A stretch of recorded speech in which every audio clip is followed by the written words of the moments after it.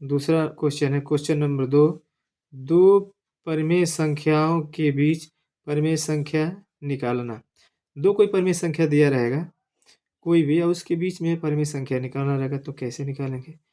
Solution में मान लें कि पहली परिमेय संख्या 1/2 है, दूसरी परिमेय संख्या 3/2 है। दोनों का परिमेय के बीच एक परिमेय संख्या निकालना रहेगा, तो हम दोनों को जोड़कर और 2 से भाग दे देंगे। जैसे 1/2 प्लस 3/2 है, दोनों का बेस सेम है, तो 1 + 3 लिख लेंगे और ये 1/2 यहाँ रख लेंगे, मतलब हम 2 से उसमें भाग कर रहे हैं। तो दोनों का ये बेस सेम है, इसलिए 1 + 3 4 होगा और नीचे 2 होगा और ये 1/2 होगा। ऊपर वाले में मल्टीप्लिकेशन करेंगे, जैसे 1 × 4 और नीचे वाले का नीचे वाले में, दोनों 4 आया इसलिए कट के आंसर 1 होगा। ये इसका परिमेय संख्या। बच्चों, हम क्लास 10 यूपी बोर्ड मैथ के बहुविकल्पी प्रश्न पढ़ेंगे जो कई वर्षों में पूछा है। पहला क्वेश्चन है कि एक परिमेय और एक अपरिमेय संख्या का योग क्या होगा? इनको जोड़ना है, सॉल्यूशन कर लेंगे। माना एक परिमेय संख्या 5 मान लिया हमने और एक अपरिमेय संख्या √3, इनको जोड़ना है तो 5 + √3 होगा जो अपरिमेय संख्या होगा।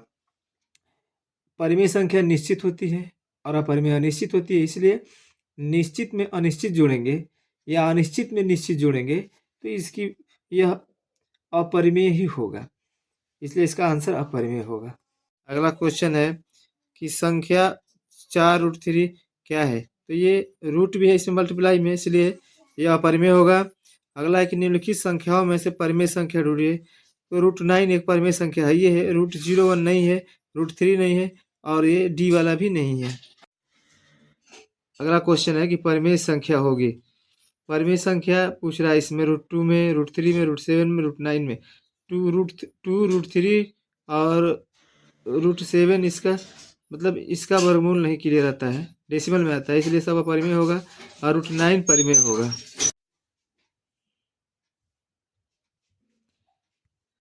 बच्चों, हम परिमेय और अपरिमेय संख्या से जुड़े हुए कुछ क्वेश्चन और पढ़ेंगे जो पिछले साल आए हैं।